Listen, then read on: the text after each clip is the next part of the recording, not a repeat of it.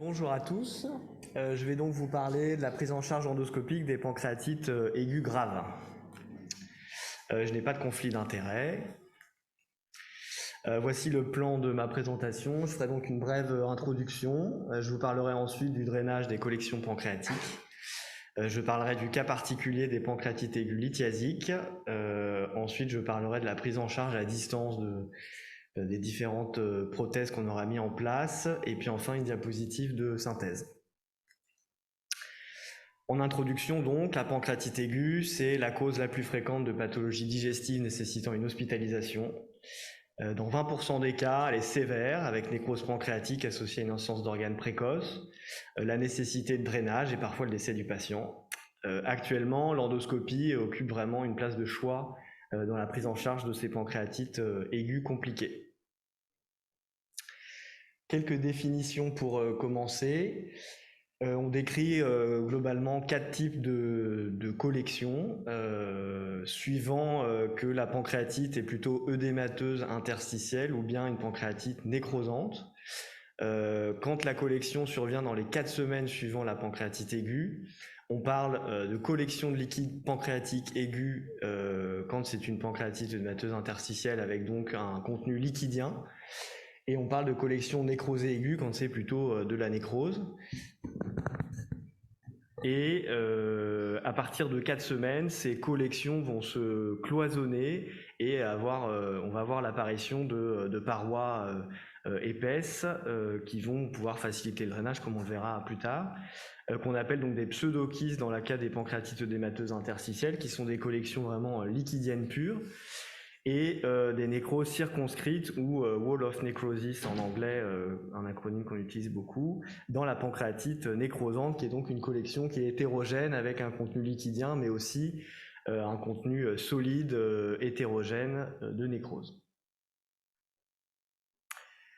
Alors, quelles sont les indications de drainage des collections pancréatiques? Il faut drainer quand il y a une infection de nécrose qui est suspectée ou prouvée, et lorsque la nécrose, idéalement, s'est organisée, donc plutôt après 4 semaines, on le reverra un petit peu après. C'est quoi l'infection de nécrose? C'est sur comment on définit l'infection de nécrose? C'est sur des arguments clinico-biologiques, un syndrome inflammatoire, une insuffisance d'organes, un CIRS, sur des arguments scanographiques, des bulles d'air intrakystiques. Se pose la question de la ponction. Les recommandations actuelles, notamment de l'ESGE de 2018, que j'utiliserai pas mal dans cette présentation, ne recommandent pas forcément de le faire, à discuter vraiment si c'est douteux, parce que y a un risque en fait d'infection secondaire d'une collection qui n'était pas infectée initialement, et il y a 10% de faux positifs. La deuxième indication principale, c'est quand il y a une obstruction gastrique, intestinale ou biliaire en rapport avec cette collection. Quelques points clés, dans les collections pancréatiques, il faut savoir temporiser. Pourquoi temporiser? Parce que assez régulièrement, la collection en fait va régresser spontanément. Et temporiser aussi pour faciliter en fait le drainage ultérieur, parce que quand une paroi se constitue, c'est dans ces conditions qu'on est vraiment dans les meilleures conditions justement pour faire le drainage. Avant 4 semaines, avant qu'il y ait vraiment une paroi qui soit constituée, il faudra vraiment en discuter en RCP, il faudra vraiment le faire que si le patient vraiment peut pas tenir le coup et qu'on ne voit pas trop d'autres solutions. Dans cette situation-là, on privilégiera plutôt un drainage radiologique, même si le drainage endoscopique, ça a été montré par une étude assez récente et faisable, mais ça semble quand même plus simple de faire par voie radio. La voie chirurgicale, c'est vraiment anecdotique. Quelle voie d'abord? Endoscopie, chirurgie ou bien radiologie? On utilise, vous savez sûrement, dans la prise en charge de la pancréatite aiguë nécrosante, une stratégie dite step-up, c'est-à-dire qu'on part du moins invasif vers le plus invasif en passant d'une marche à l'autre quand le patient se dégrade ou bien qu'il y a eu un échec de la technique précédente. Actuellement, ce qui est recommandé, en tout cas par les recommandations d'endoscopie, c'est si possible, de faire la voie d'abord endoscopique en première intention. C'est dit qu'on pouvait également faire la voie radiologique, mais en fonction de l'expertise locale et la localisation de la collection. Effectivement, si la collection n'est pas accessible par voie endoscopique, on pourra évidemment pas le faire et on utilisera la radiologie. Pourquoi l'endoscopie? Parce que c'est une technique efficace, ça a été montré dans beaucoup d'études. Ça permet la nécrosectomie après, si besoin, par voie endoscopique. Les études ont montré qu'il y avait une meilleure qualité de vie pour le patient, il n'y a pas de drain externe bien sûr, il n'y a pas d'infection du trajet du drain, et puis à plus long terme, il n'y a pas de trajet, il y a moins de fistules externes. Quand est-ce qu'on utilisera le drainage radiologique? En complément d'un drainage endoscopique insuffisant, ça paraît logique et c'est vrai que c'est ce qu'on fait assez régulièrement, ou en première intention, comme je l'ai dit précédemment, quand la nécrose n'est pas bien organisée, quand la localisation ne permet pas un drainage endoscopique ou quand le patient est très altéré. Enfin, la voie d'abord chirurgicale, c'est vraiment en dernière intention, quand les deux voies précédemment décrites, endoscopiques et radiologiques, ont échoué.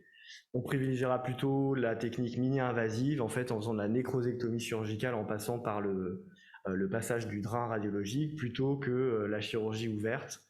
Chirurgie ouverte, c'est vraiment maintenant anecdotique et ça sera dans des situations très particulières de syndrome du compartiment abdominal, de perforation d'organes creux ou d'hémorragie massive.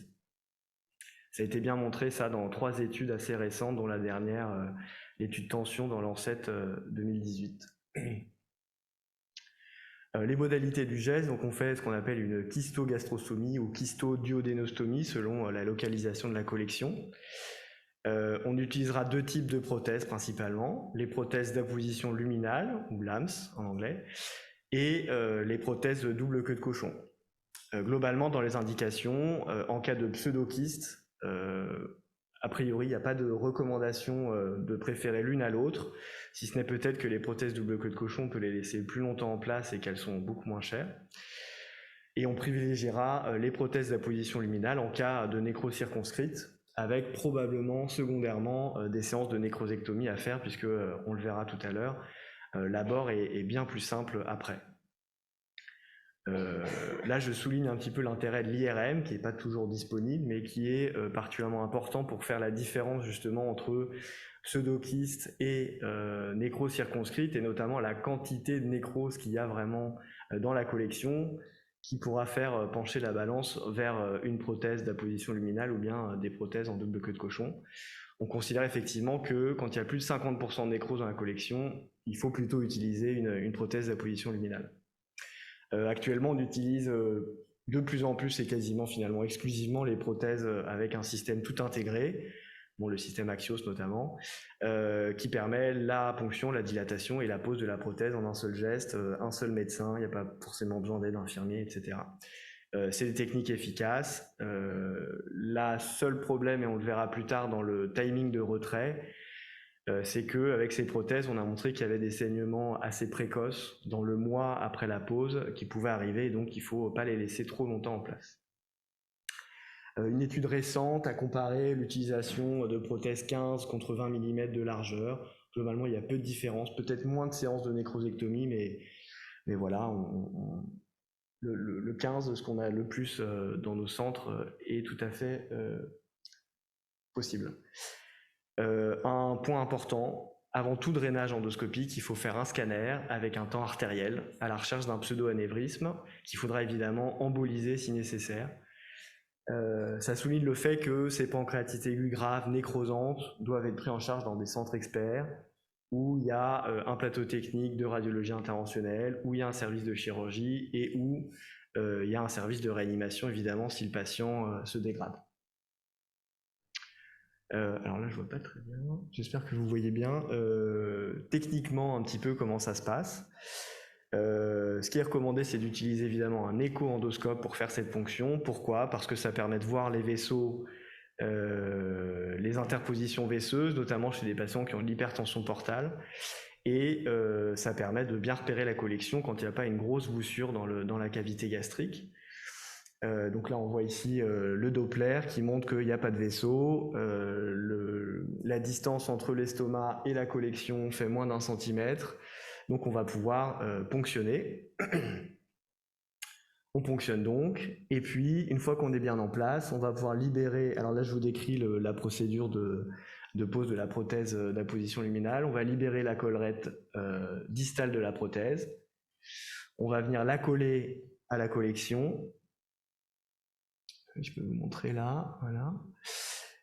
Et puis finalement la libérer en libérant la collerette proximale et en décalant les courondoscopes de la paroi gastrique. Et donc on voit ici que la collection est bien, la prothèse pardon, est bien en place avec un écoulement d'un liquide purulent, sale, ce qui confirme qu'on est bien au bon endroit. Et ça permet évidemment de faire un prélèvement. Secondairement, si le patient nécessite des séances de nécrosectomie parce que l'amélioration n'est pas franche, on pourra donc faire ces séances avec, idéalement, ce qui est recommandé, c'est un gastroscope thérapeutique avec un canal opérateur assez plus gros, ce qui va faciliter en fait les passages d'instruments, etc. Et surtout en CO2, c'est indispensable, puisqu'il y a des cas décrits d'embolie gazeuse qui ont donc été décrits et où ça se termine assez mal. Donc on va prendre notre endoscope et puis on va pouvoir passer par la prothèse. On va pouvoir passer par la prothèse qui est juste là. On peut rentrer l'endoscope dans la collection. Et donc dans la collection, on voit ici de la nécrose sale. On comprend bien que ça ne peut pas s'évacuer tout seul. Et on voit ici la paroi du kyste. On va pouvoir avec différents instruments, des anses à polypectomie, des anses Dormia, etc., fragmenter, sectionner la nécrose et la retirer. Avec tous ces instruments. On retire parfois des gros morceaux. Bon, ça, c'est une photo prise récemment pour un de nos patients, un morceau de nécrose de 8 cm. Une fois qu'on a retiré toute la nécrose, on arrive là-dessus, donc une collection qui est quand même beaucoup plus propre. Et donc, c'est le moment où on peut retirer la prothèse et la plupart du temps mettre des prothèses double queue de cochon à la place pour préserver la kystogastrosomie, préserver le passage entre la collection et l'estomac. Autre sujet qui est une question quand même qu'on se pose régulièrement, est-ce qu'il faut faire des sphinctérotomies pancréatiques et des drainages transpapillaires dans la prise en charge des pancréatites aiguës nécrosantes? Globalement, les recommandations actuelles considèrent qu'il y a probablement peu d'intérêt s'il y a déjà eu un drainage transmural par prothèse double queue de cochon ou prothèse d'apposition luminale. Et à la phase aiguë, de manière systématique, quand il y a une pancréatite nécrosante, ça a été clairement montré que c'était délétère, qu'il ne faut pas le faire, parce qu'il y a 100% d'infection de coulée de nécrose, et il y a beaucoup d'échecs, puisqu'on sait que dans ces situations-là, il y a une grosse congestion duodénale et que souvent l'accès est assez difficile. Donc c'est à discuter au cas par cas pour des situations un peu particulières. On va parler maintenant du cas particulier des pancréatites aiguës biliaires. Quand est-ce qu'il faut faire une CPRE avec une sphinctérotomie biliaire? Pas de façon systématique, ça a été bien montré dans une étude récente dans Lancet 2020 qui comparait sphinctérotomie biliaire, systématique contre pas de sphinctérotomie biliaire. Il n'y avait évidemment pas d'avantage pour un des deux bras.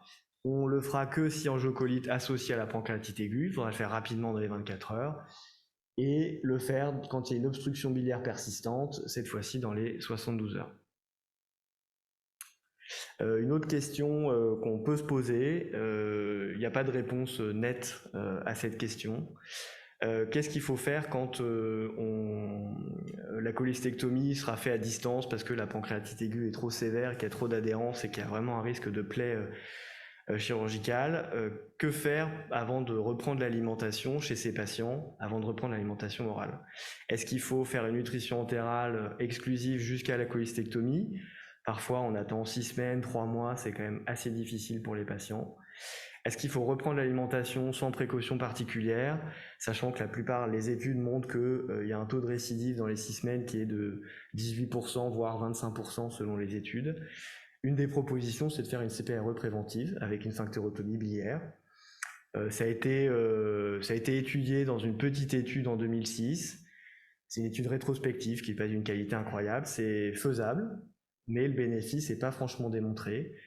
Voilà, certains centres le font. À Nantes, c'est un peu ce qu'on fait. À Beaujon, c'est également ce qu'ils font. Voilà.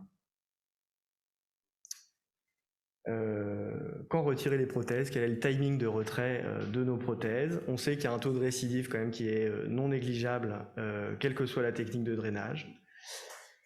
Ce qu'on sait, c'est que la prothèse d'apposition luminale, comme je l'ai dit tout à l'heure, il ne faut pas la laisser trop longtemps parce qu'il y a un surrisque de saignement quand on la laisse en place. En fait, la partie distale de la prothèse va venir éroder un peu la collection et donc entraîner un saignement. Donc on considère qu'il faut la retirer à 1 mois avec habituellement la pose donc de prothèse double queue de cochon à la place si un syndrome de déconnexion pancréatique est montré. Habituellement, c'est vrai qu'on n'a pas toujours la bonne imagerie à ce moment-là, donc on a tendance à mettre les prothèses double queue de cochon de manière un peu systématique. Et on sait que ce syndrome de déconnexion arrive dans quasiment 50% des nécroses circonscrites. Combien de temps il faut laisser les prothèses double queue de cochon? Les recommandations disent qu'il faut le faire au moins plus de 2 mois.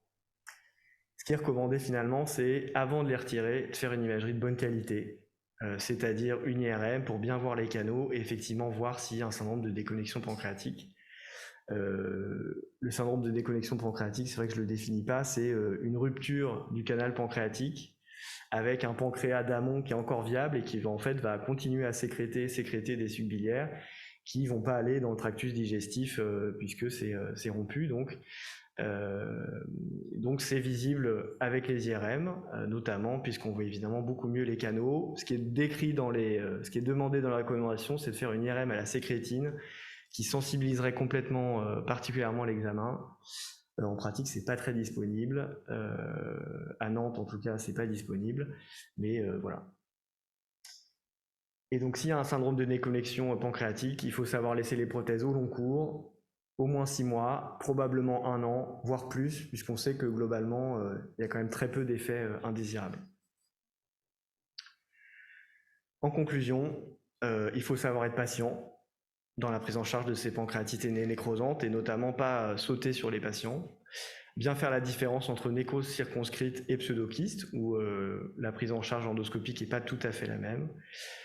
Le drainage des collections pancréatiques ou nécrose pancréatique par voie endoscopique doit être fait plutôt en première intention si c'est possible. Et on pourra réaliser des séances de nécrosectomie seulement s'il n'y a pas de franche amélioration du patient. Pas de sphinctérotomie biliaire ou pancréatique de manière systématique. L'IRM est un examen clé quand même dans cette pathologie, autant à la phase subaiguë pour bien différencier le type de collection, et puis aussi à distance pour voir les canaux pancréatiques. Et il faut savoir laisser les prothèses double queue de cochon au long cours, notamment s'il y a un syndrome de déconnexion pancréatique. Merci de votre attention.